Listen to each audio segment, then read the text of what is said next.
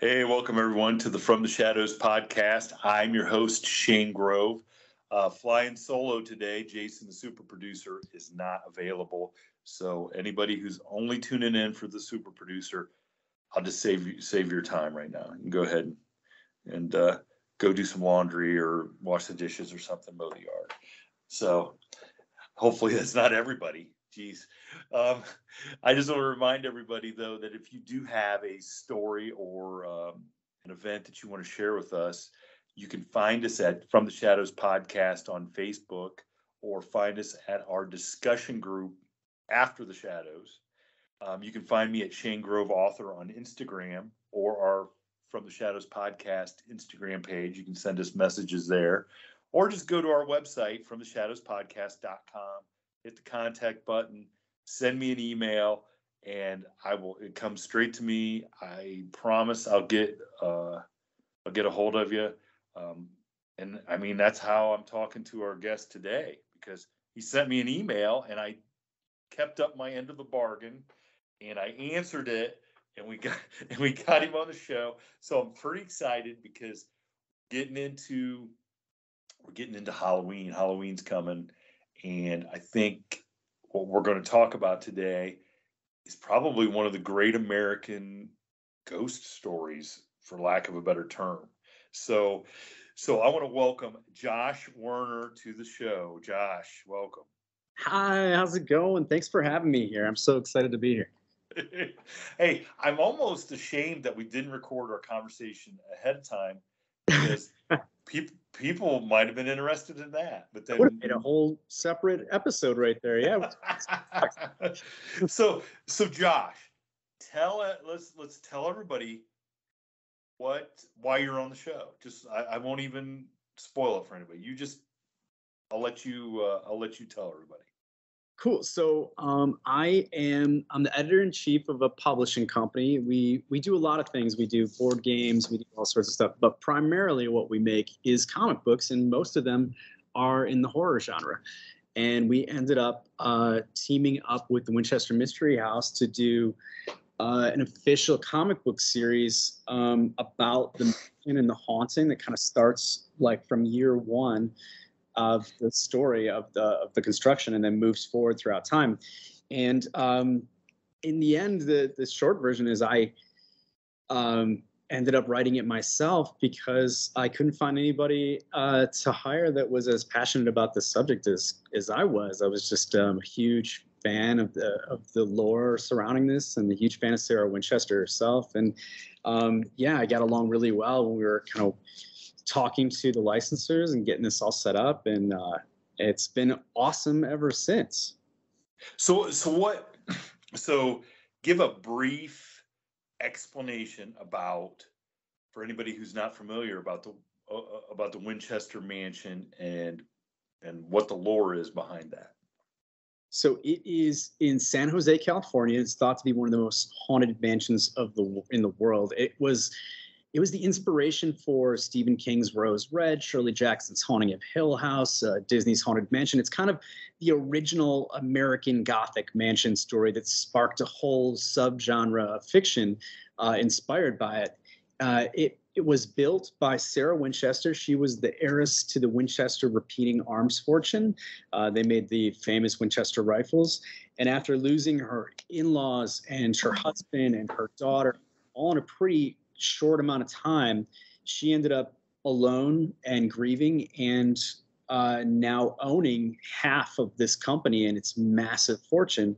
And she decided to take that money and essentially dedicate the rest of her life to the dead, and start building this gigantic, huge labyrinth of a house with hundreds of rooms that most of which have never been, have never had human beings, living ones, living in them. It's thought that a lot of the spirits that she built them for still reside in those rooms to this day.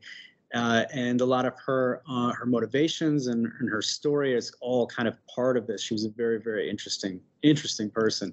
But yeah, primarily it was thought that she was cursed, that she had all this blood on her hands, and that she was a victim of, her family was a victim of a curse placed on her by the ghosts of everyone who had ever been killed by a Winchester rifle.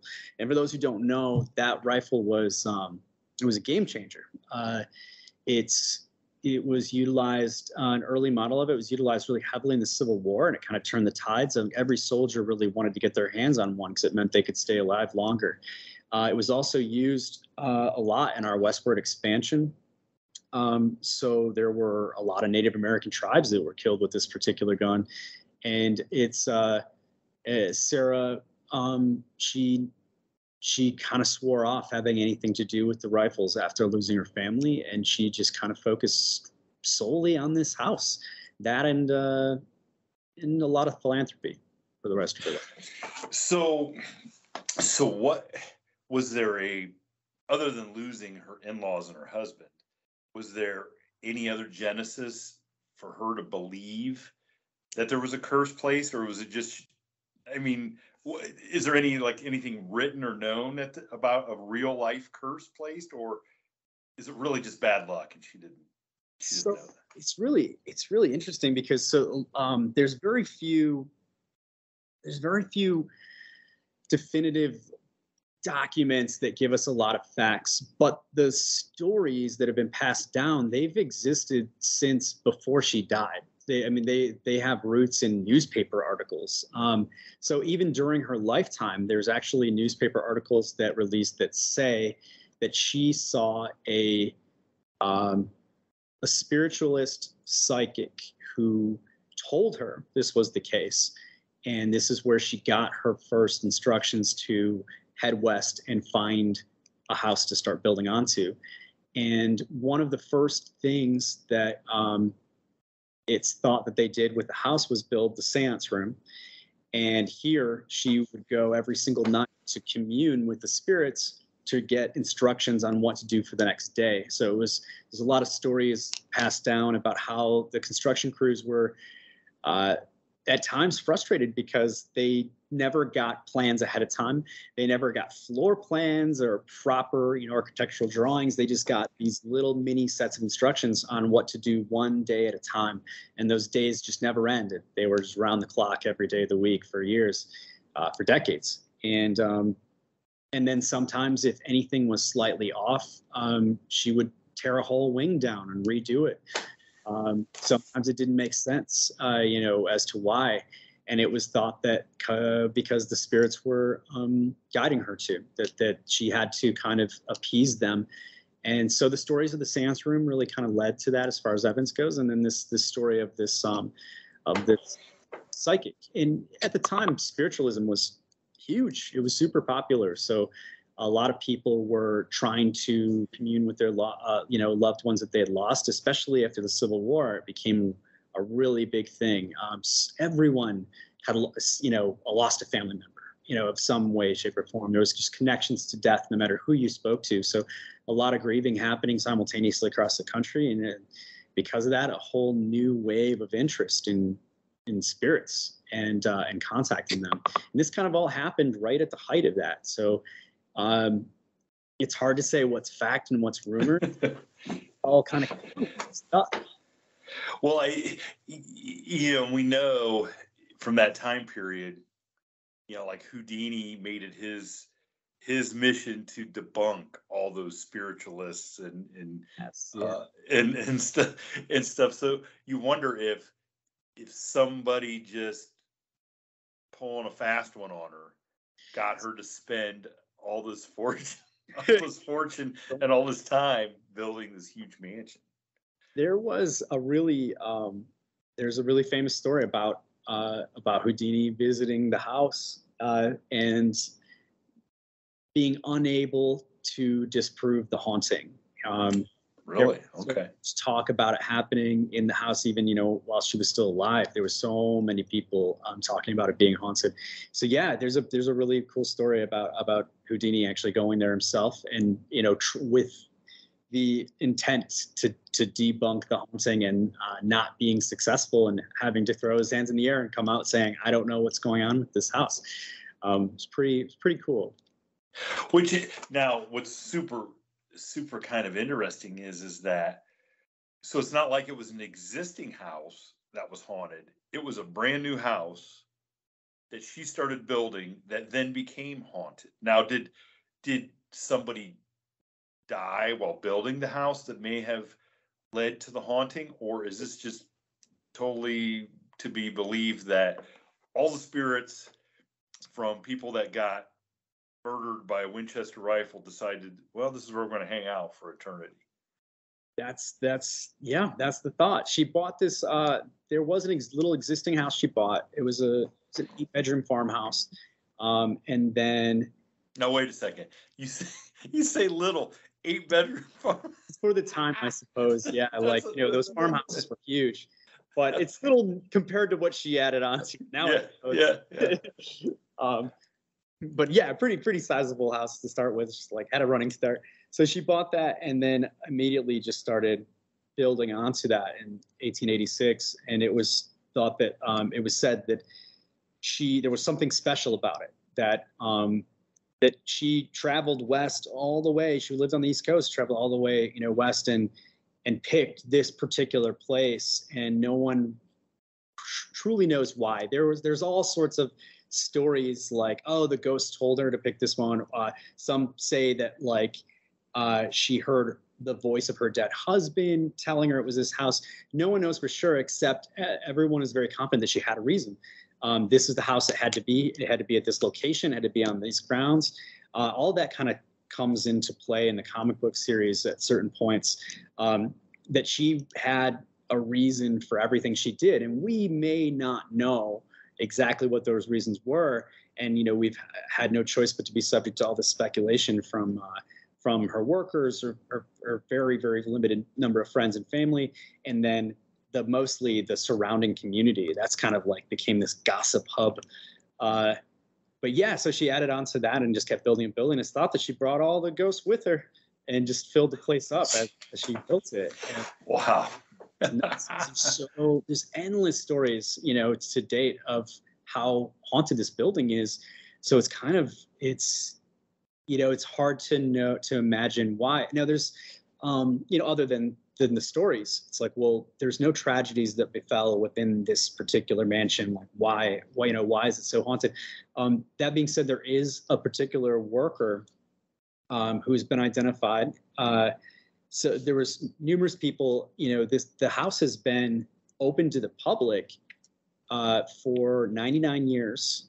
That's a long time. No kidding. Now did it become open when she died? Yeah. So shortly after she died. So she died 100 years ago as of September 5th. And then they opened it because everyone, it was such a famous house and no one had ever seen inside of it. Mm-hmm. Everyone had been wanting to get in there since day one. And they've been, behind a wall, like trying to figure out what's going on this property. And it was just so enticing. Everybody wanted to get inside there. It was March of the following year that the first time they opened it up as an attraction. And since then, so that's just, that's almost, it's gotta be a record breaker in itself as far as like a house goes, as being in it. It almost sounds like the plot for Willy Wonka and the Chocolate Factory. Like everybody's like, what? Did construction stop on the house when she died? Or were there instructions? There weren't instructions to keep going or anything? Or? Nope. That's when all the crews laid their hammers down. There's still unfinished parts of the house that to this day that they've left that way that have been unfinished for 100 years. It's where they cut it off. And there's a lot of just strange discombobulation throughout the architecture. Some of it can be explained by them just stopping, and other ones can't. They're just like weird eccentricities of the house. But throughout the past 99 years, a lot of people have described a particular ghost in the basement. And many of them have also described him as pushing something, usually like a wheelbarrow. And now he's identified as a worker that worked on the grounds named Clyde. And there's a picture hanging of the construction crew, of part of the construction crew in the mansion. And people have come up and said, that's the person I saw in the basement right there. And which is pretty cool. No one knows how Clyde died. There's no records of this, but he's been haunting the place. So it's very interesting. So he got written into the comic as well. You get to see him when he was alive. And that's pretty cool. You also get to see him unalive later, which is pretty cool too. But did you not to be a spoiler? Did you use your artistic license to create an event that caused his demise? I sure did. And all right, I'll be honest, I am amazed that the house is letting me do stuff like that. It was such an honor because I mean, this is, I mean, obviously there's a lot of history here, but there's it's easy to take all of the lore and all of the ghost stories and put twists on it that doesn't respect the history, right? So because of that, they're the kind of the keepers of the story, and they want to portray a certain, narrative for the lore that fits right with the characterization of Sarah and the house and the history that they know and love. And essentially they're protecting this story from being bastardized. And so I'm always super honored that I'm getting to write it at all. But when I approach them with a totally fictitious plot element that I want to insert, and as long as I can defend it, I feel really strongly about it for a reason. They're wonderful. They love it. And so yeah, I've gotten to take some pretty big liberties. So Clyde's death was one of them that I'm really proud of, and then another one is the staircase to nowhere. So that's a really famous staircase in the house. It kind of just runs right into a ceiling. Yeah, the idea being that if you're a human being, you're just going to bonk your head. But if you're a ghost, you can continue up those stairs, and who knows where you'll end up. And while there's tons of speculation and has been for a century, no one actually knows why that staircase is like that. There's a lot of thoughts. There's just as many people who are coming up with reasons why it's not a supernatural thing as there is, the opposite. And even those people have to take a stretch. They're taking wild guesses like, oh, well, after the 1906 earthquake did all the damage to the house, they probably just sealed that off. That's kind of the excuse that's thrown out there, but there's no evidence of that any more so than there is of, a different reason. But I got to write in the origin story for that staircase into the comic series, and I'm Does it have anything to do with Led Zeppelin?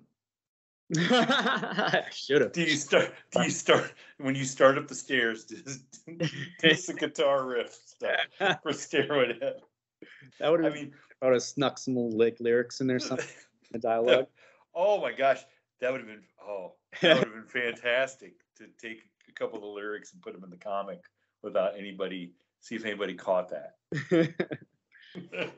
So I remember when I first heard about the Winchester Mansion, I mean, I was like 9, 10, 11 years old, and it was featured on, I don't know if you remember the show, That's Incredible.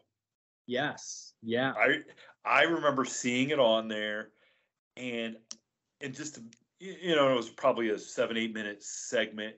It just amazed at like, what the heck is this? And what is the real story behind that? And, at that time, you can't go Google it up, and if your library at the school didn't have a book on it, or if the library in town didn't have a book on it, you just had no idea. So I had no idea what this was. And there was never really any book that I ever could find as a kid that explained it. Just maybe a passing story about this haunted Winchester. So when did it become known to you? And then why did it become such a passion of yours that you decided that you had to do this? So I've always really been into the paranormal. And I want to say I probably learned about and heard some version of the Winchester Mystery House's story in maybe around 2000. And so I would have been a teenager. And that's only 30 years after I did, but that's okay. I was just utterly fascinated. And then, next thing you know, going down rabbit holes. And it's always in those kind of like top 10 most haunted places magazines. And I would grab up every magazine that had even a mention of it, or any article, if it was big or small.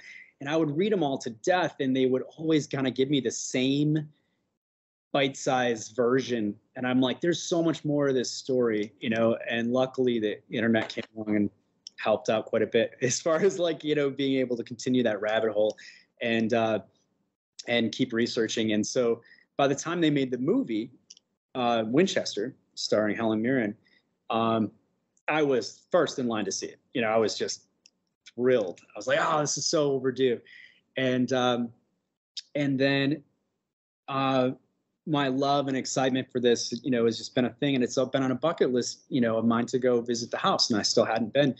And I was talking to, because we have a board game division, I was talking to one of our game designers who actually lives in California. He lives pretty close to the house, and somehow it came up, and where I was like, man, I would love to do something, anything that relates to that house and that story.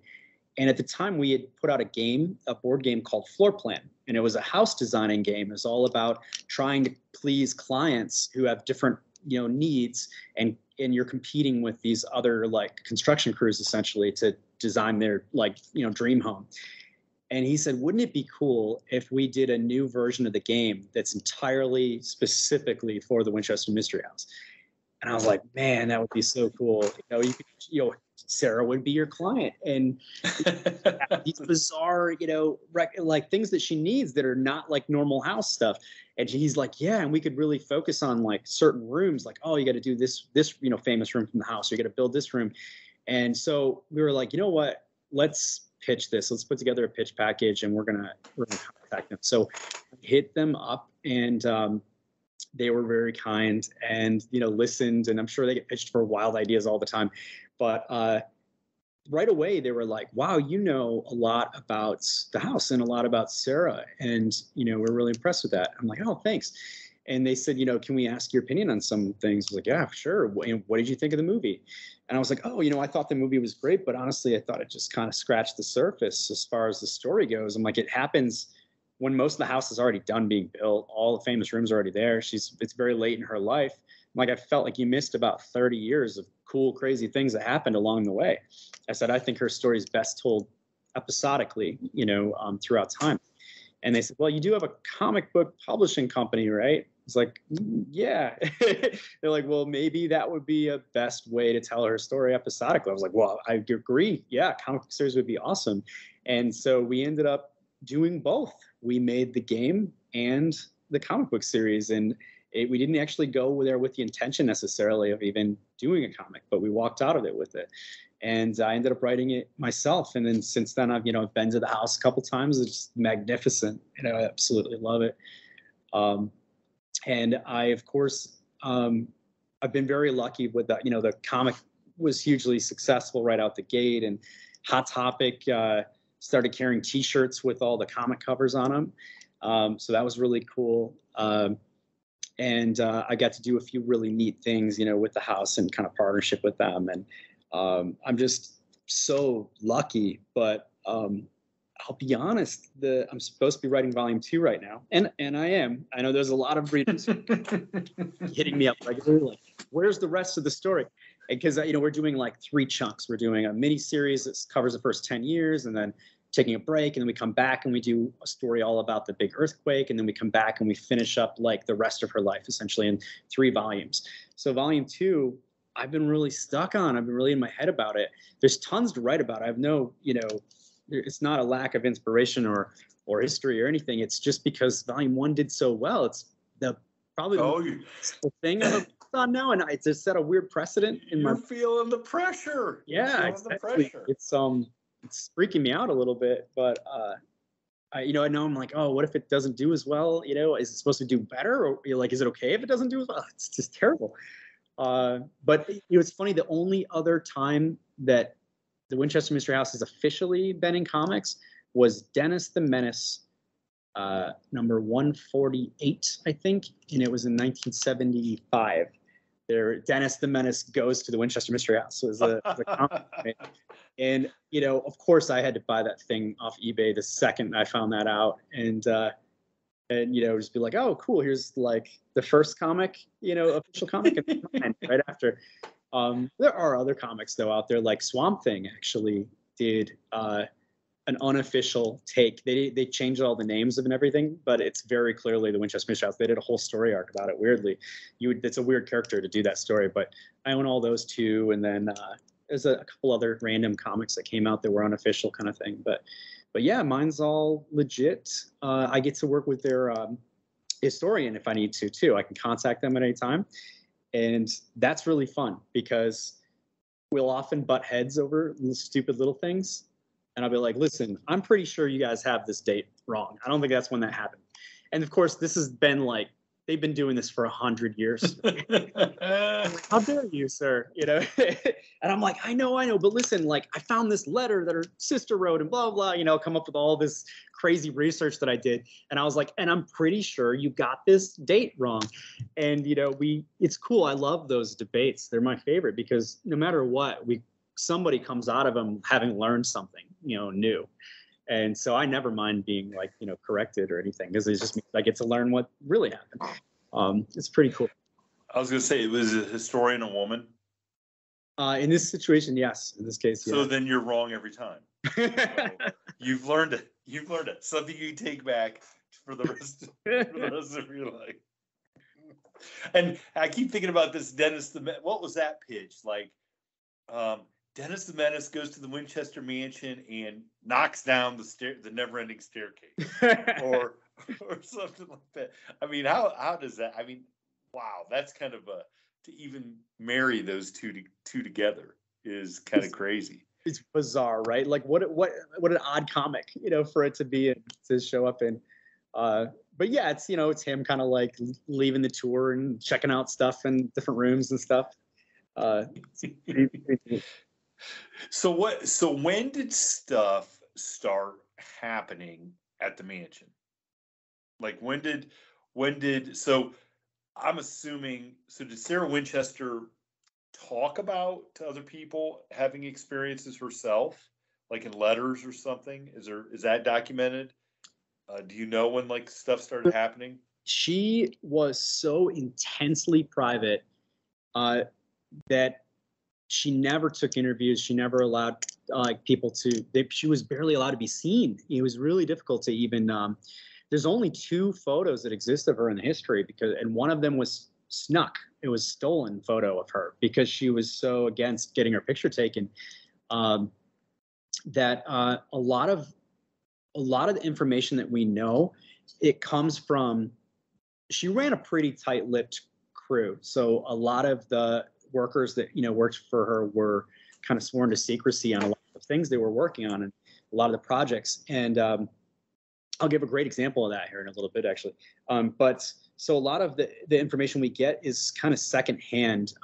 Friends of workers who worked there, neighbors, people who, you know, lived, you know, within a mile of her estate, Lanata Villa, and they would tell, you know, stories of like, oh, I ran into so-and-so on his way to work this morning kind of thing, walking in, and I was able to get this piece of information out of him. And they would run with that to the press. I mean, she was such a subject of gossip that so a lot of what we know or think we know about the house and the haunting comes secondhand from like people who worked on for her on the estate. And even then, like it's thought that she destroyed almost all of her paperwork, that she burned all of her letters, because when she died, there was almost nothing. They found, I want to say about 10 years ago, they found a letter that had slipped between floorboards. And that was ended up just being, I think, like an invoice from one of the construction crews. And they learned so much from that one single piece of paper. It like tons of theories and stuff were gone. And like it was so much information gleaned from that because they're that desperate for any sort of concrete info.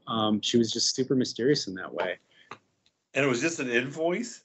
Yeah, but they're like, this tells us so much about who actually worked on something, because there's all this amazing, beautiful, you know, stuff in the house, and a lot of it they don't really know.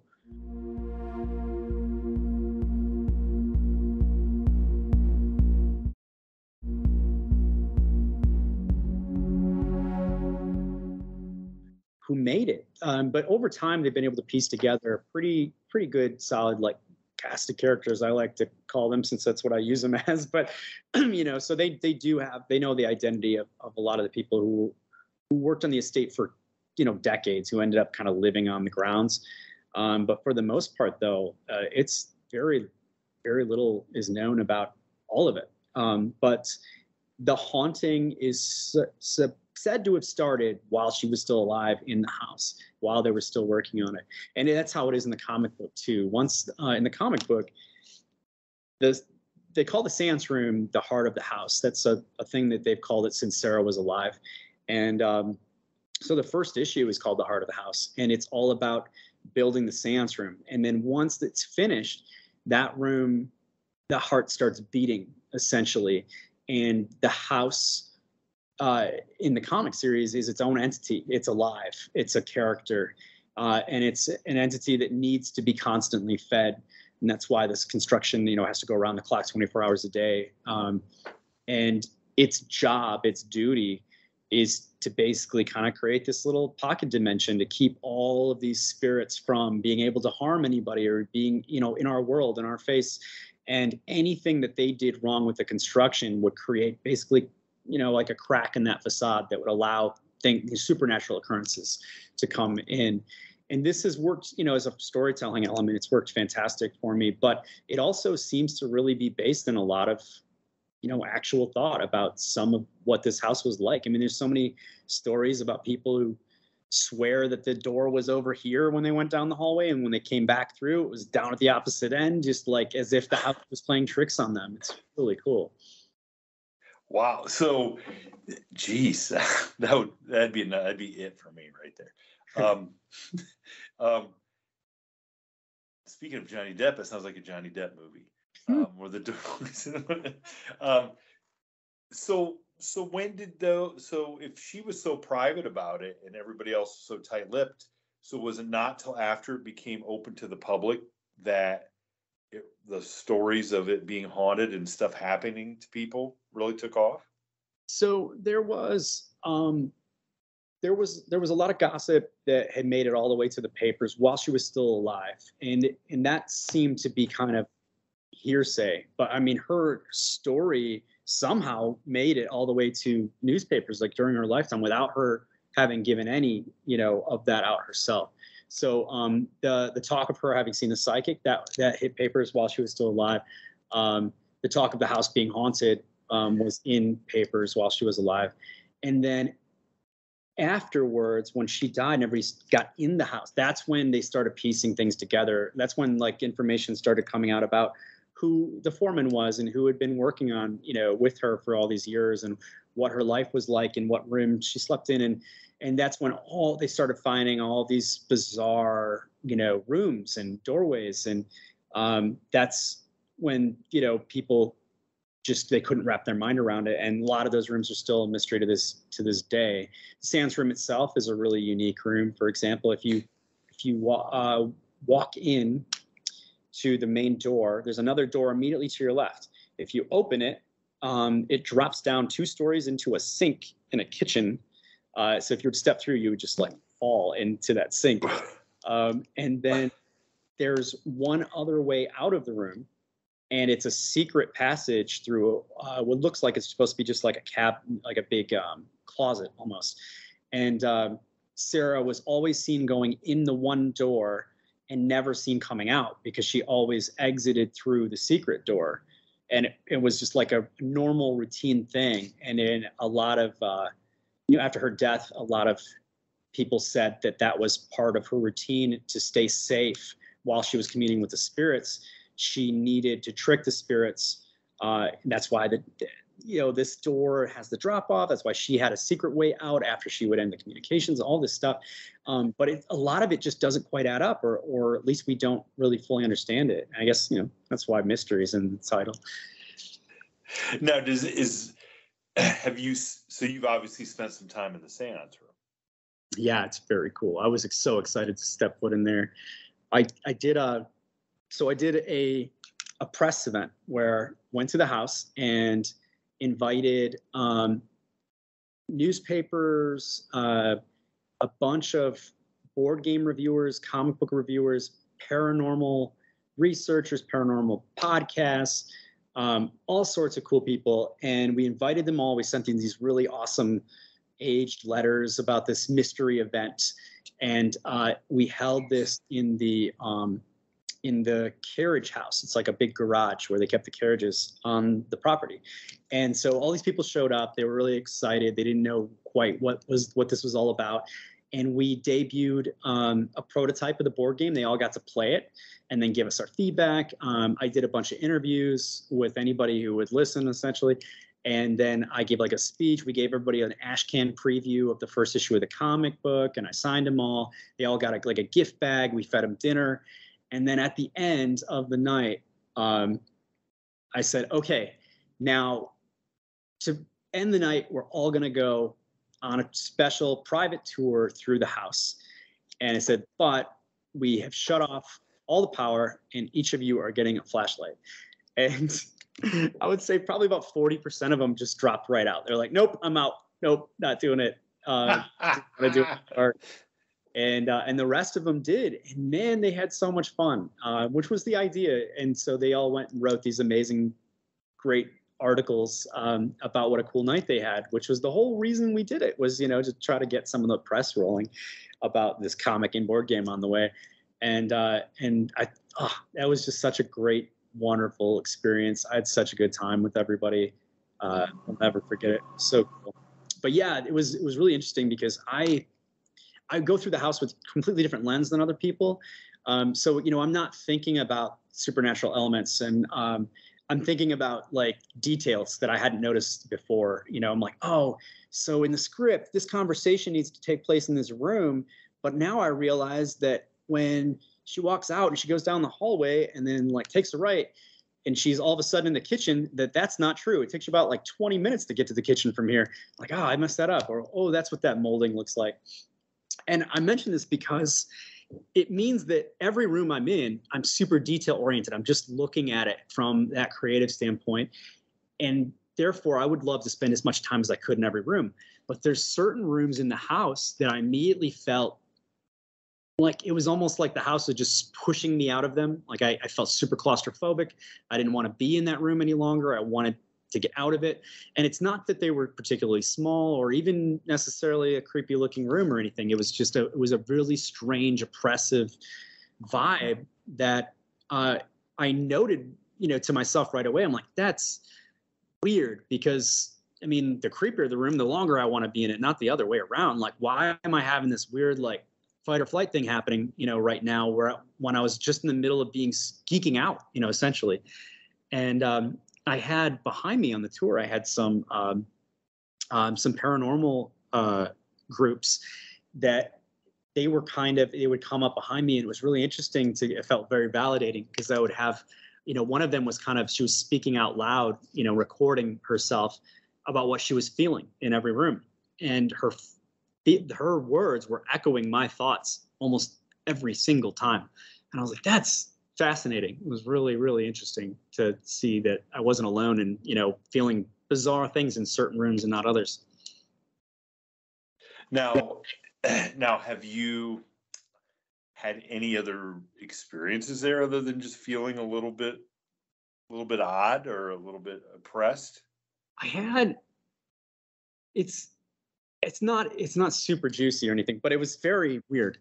So I was taking pictures in the house, and I was taking reference photos actually for my artist.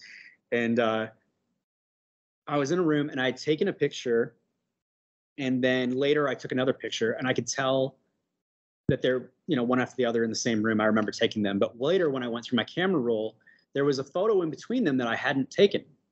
And I was like, what is this picture? I didn't take this photo. I have zero recollection of it, but I can tell where it was based on the background and, the photo before and after it. So I know it must've been a slip of the thumb, as I was walking through this particular room. But it's a picture of a rocking chair, and the rocking chair it's striking right away, because it looks super old, but two, it looks really ratty. Like there's like kind of torn fabric hanging off of it, and that's unusual for the house. All of the furniture in it is absolutely just pristine, gorgeous. Everything looks like it's brand spanking new. And then when you look at the chair, there's parts of the chair that just sort of disappear as you follow with your eyes. You can see right through like sections of it. I figured, okay, it's probably like a motion blur effect or something because, was out of focus or who knows. I don't know what it was, but I showed it to one of the guides and I was like, hey, can you confirm? I just want to know what room this is in. And they're like, nope, that's not here.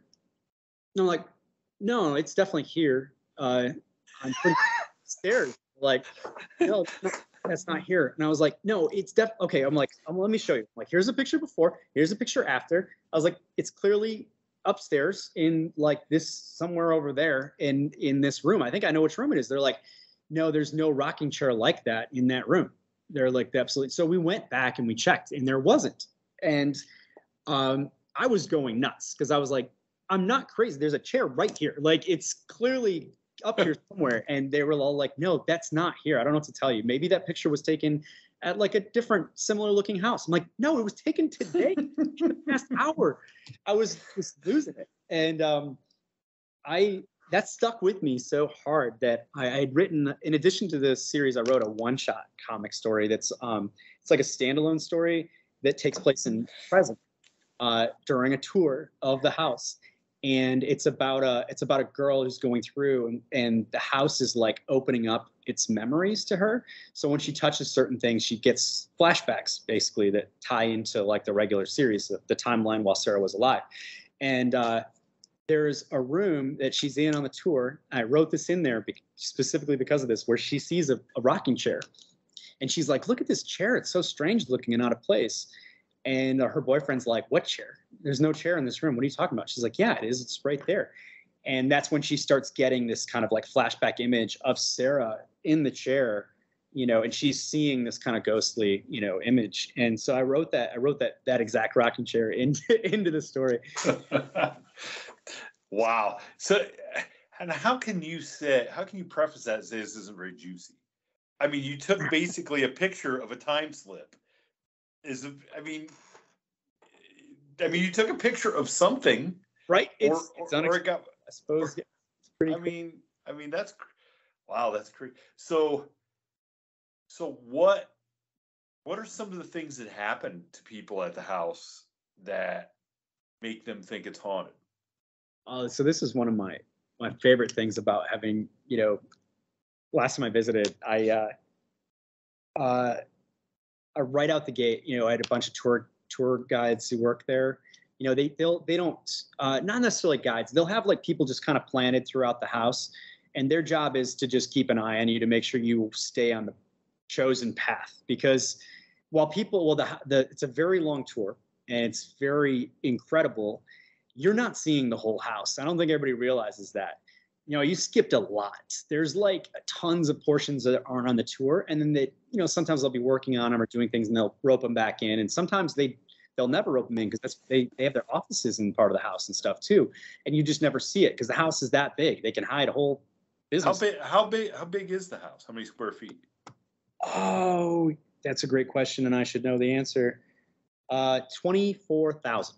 Holy. Yes. Not quite LeBron James' house, but it's a pretty good size.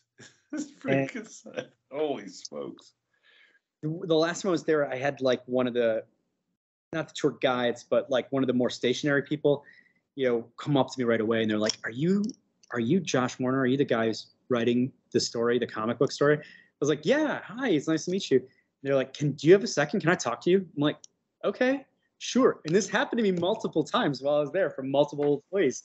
And they were like, you just burst. They were just bursting at the seams to tell me every strange thing that's ever happened to them while they were at work. And it's fascinating. There's a piano in the house that has scared the crap out of so many people. It waits until there's just nobody around except one or two employees, and it'll start making sounds and noises and playing music, and it just freaks them out. They can't get used to it. One employee said she almost quit after 3 months. She always, while she was talking and facing, the group, she would have something touch her back, and she would turn around constantly in the middle of her like talk, and there would be no one there.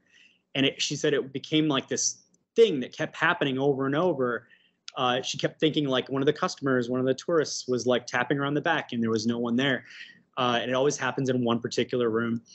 A lot of stories like that. There's definitely been some apparitions that have been viewed, less of them, but they do happen. People have seen people, shadows. It's a big house. So when you close up for the night, it's really imperative that you check the whole house thoroughly. Oh, no. Hiding, right? Overnight kind of thing. Because people will try that. They will try to like sneak off the tour and like stay overnight kind of thing, thinking that the house is big enough where they can get away with it. I'll go hide under a bed and they'll never know.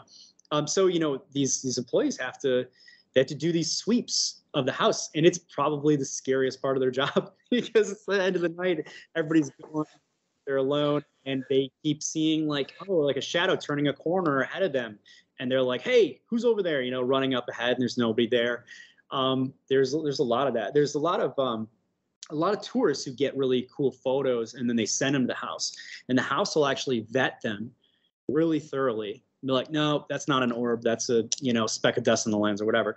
They'll vet them, and then when they have ones that they don't have anyone who can disprove that it's something supernatural, or anyone who can give any evidence as to what it's showing, what it is. It usually looks like a shape of a person. They will often ask for the permission to utilize the photos. And if you go during like a cool time of year, like if you go during October, they switch the tour up, and they will put they'll make it like a ghost version of the tour, and they will actually tell you every supernatural recorded occurrence that has taken place in each room, and they'll actually blow up the photos and they'll put them on like standees and stuff. Is your picture of the rocking chair included in that? It's not. Who do I email? Who do I call and demand justice? Gosh. I've never shown. I've shown it to some people, but I haven't shown it to the house per se, like in an official capacity, other than me trying to figure out where this it was, because it was kind of written off like they get a lot of supernatural stories, so I didn't want to push it too hard, but I mean it stuck with me for sure. And for what it's worth, that would be a great story as another side story, is some people hiding in the house absolutely after closing, and then basically being tormented the whole night. The hellish night they would have if they had pulled that off. Oh yeah. And then it is the person's coming in the morning to open up, these guys burst like let us out. Oh, that would be fantastic. That'd be a good side story. That's ammo for sure. Well, is there anything else that you want people to know about the house that you feel is like really important that they, One, you should, if you ever get the chance, it is bucket list worthy. It's unlike anything else. So it's so worth visiting. It's so cool. But two, if you want to plan a trip out there, try and like a weekend trip, and you're pretty flexible on when, try to find a Friday the 13th on the calendar and make the day that you go. So here's why. They do so Sarah believed that the number 13 held a ton of power, and it's found throughout the house's design and construction endlessly. And she thought that it held like a supernatural strength. So through my own personal research, what I found is that there's also a lot of ties to Francis Bacon, the philosopher, throughout the house. And he also had an obsession with the number 13. And he was also the subject of a ton of obsession by the Freemasons. And through more research, I found, I'm getting way off track. Anyway, the number 13 has all sorts of interesting ties. And my theories as to why she was obsessed with the number 13 are a lot different than other people's. I think I tie them all the way back to Freemasonry. But anyway, it's a special day. So every time there's a Friday the 13th, the house holds a special ceremony. And there's the bell tower. The bell tower is a really famous part in the house. It's where they would go ring this bell at midnight every night to let all the workers know that Sarah is not to be bothered with any questions because she's going to the seance room. And she went there at midnight every single night. And when she died, they decided that this was kind of like a sacred space. We're not gonna go to the bell tower on the tour. We're going to leave it alone. We're not going to ring it, except whenever the calendar falls on Friday the 13th, they ring the bell 13 times on the 13th hour in her honor. And they do this kind of bell ringing ceremony. It's like a really big deal. And it's a cool thing to see if you can go and be there and like be on the grounds when they do this. So they called me last year and they said, hey, would you like to be a special guest bell ringer for the bell ringing ceremony on Friday the 13th? And I said, hell yes. And so super honored, right? So next thing you know, I'm stuck in traffic in Silicon Valley trying to get to the house. And they're freaking out because I'm running late. They're calling me. They're like, listen, in 100 years of this tradition, we've never done it at 1:01. It has to be done at 1 o'clock. That's the 13th hour. And I'm like, I know, I'm so sorry, And I was like, if you have to do without me, they're like, oh, we will. I'm like, okay. So no, don't worry, we're not waiting. So I ended up like jumping out of a moving car and just like running because that was faster than, traffic. And they had somebody planted outside to like grab me by the arm and like run me through the house on the shortest path to the bell tower as possible. So, it's like shortcut to it. And I'm going through rooms I've never seen before because they're not on the tour. And I'm like, oh, wow, where are we right now? And they're like, no, there's no time. We got to get to the bell tower. So get to the bell tower. I've got 30 seconds before I have to ring, and they're prepping me. And so there's a historian there who's going to show me, what to do. And she says, listen, this is the most important part. You can't ring the bell 14 times. It has to be 13. And I'm like, yeah, I can count. No problem. And she's like, no, you don't understand. It's a really big bell. It's going to build up momentum, and it's going to want to ring all by itself. It's just going to swing back and just ring a 14th time, even though you didn't pull the rope. And I'm like, that's absolutely terrifying. You're telling me this now? We have like 15 seconds to go. I'm like, what do I do? So it's a pulley system. One rope goes up, the other goes down. And so what you do is you just reach across and you grab both of them and you hold them perfectly still, and the bell kind of just, fizzles out.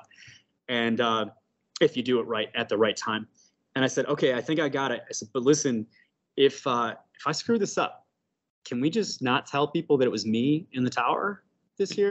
And they said, actually, we have a camera person right here and we're live streaming right now. Was unreal, man. Oh man, but I nailed it. It was awesome. I am 90% sure to this day. I've been too afraid to watch the video footage, but 90% sure is exactly 13 times. Wow, that's not very, I gotta be honest, that's not a very high percentage for me, for sure. There's so much doubt in my brain. And well, the house did not fall in upon itself, right? Right. It sucked you into the vortex. So later I had, I was at New York Comic Con, and which is like second biggest convention in the world. And we were doing a panel where I was going to be speaking about the house, and we had like a special variant cover collector's edition comic, and a bunch of the people from the house flew out and they sat in. Somebody from Hot Topic delivered me the very first T-shirt during the panel, and I put it on. It was really cool. It was awesome. Everybody was there. It was really, really nice to see how excited they were to be featured at Comic-Con. And I was like, that's awesome. So we went to dinner, and I was talking to Walter. He's like the manager of the whole estate. He kind of runs everything. And he's like, I've never been allowed to touch the bell. And I was like, wait, what? I was like, what are you talking about? I was like, you run this place. And he's like, yeah. He's like, actually, none of my employees have ever touched the bell either. It's like, it's kind of a thing. And I was like, wow, what do you mean? And it turns out, well, like over the past century, this tradition, it's usually a historian that does it. And it's just kind of a torch that's passed down. And there's actually very few people who have ever touched it.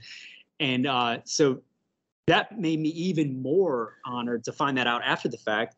But it also made me even more anxious because I almost screwed it up and I was almost late and all this stuff. I got to be honest.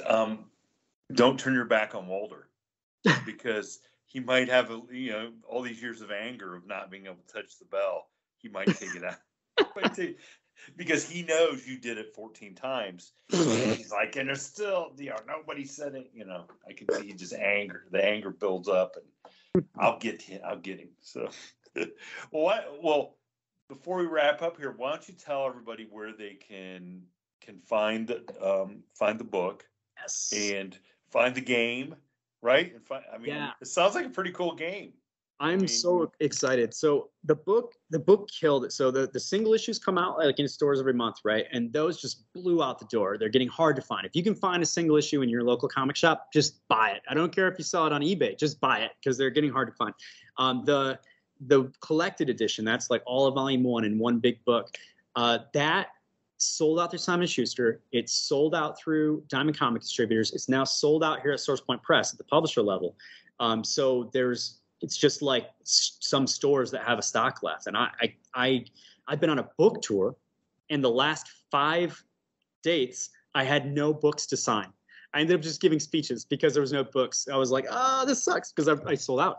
But so what we decided to do is if you go to winchestermysterycomic.com, from now until September 27th, we're taking pre-orders for a super awesome collector like edition version. So it's all the comics so far in one book. It's gold foil stamped. It's got cover art that I did myself, and it's got a ton of bonus features about the history of the house. And you get all this, and you can get it signed by me, all that stuff for like $25. Not bad. And then there's an add-on option where if you want, you can add the board game on, and you can get the board game before it hits stores, like months before it hits stores. You'll be the first person to get a copy. So that's at winchestermysterycomic.com. We're only allowing orders for a few weeks, and then we cut it off. And then everybody else, if you miss out on that, you have to wait until like the second printing of the regular version of the volume. And the cool special edition version, that won't be in stores at all. That's just for this campaign that we're holding. And so far, so good. I mean, a lot of people have been really stoked. Let's see, right now, we've had 370 people show up and back it, so not bad. We still have 15 days. So yeah, if anybody is curious and they want to read the story, it's an even mix of like supernatural horror and history. There's a ton of real history in it. It's been my dream come true to write, and volume 2 is on the way. So now's the best time to jump in, read volume 1, get caught up, and be ready for when volume 2 starts hitting stores. Boy, now that is a great sales pitch right there. I like that. Thanks. I like that. So we'll try to get all that information up and at least let everybody, get to the link and try to be able to order the book. So that'd be kind of cool. That'd be kind of cool. So, well, Josh, I'm glad you reached out to us. This was pretty awesome. I mean, I got to admit, I love the historical. Anytime you can combine ghost stories and real history, it's a win in my book. So for sure. So I appreciate you spending some time and telling everybody about the house, and I still think that I need to make a phone call and get that rocking chair included in the ghost store this year, because that's cool. That's a really cool. Pretty cool. That's pretty cool. So yeah, I appreciate it, Josh, and we'll be looking forward to the next edition. I mean, I'm going to go order the first thing now. I mean, I'm going to go order and get it all read up. Awesome. So, thanks, man. But yeah, we'll stay in touch, and like I said, we're looking forward to the second edition to come up, second batch. Can't wait. And I hope that something really scary happens to you. Oh yeah, it gets nuts. Volume 2 gets crazy. All right, Josh. Well, hey, thank you. Appreciate it. Thank you so much. Thank you for tuning in to this week's episode of the From the Shadows podcast. Until next time, never shy away from the darkness or what may be lurking in the shadows. We are out.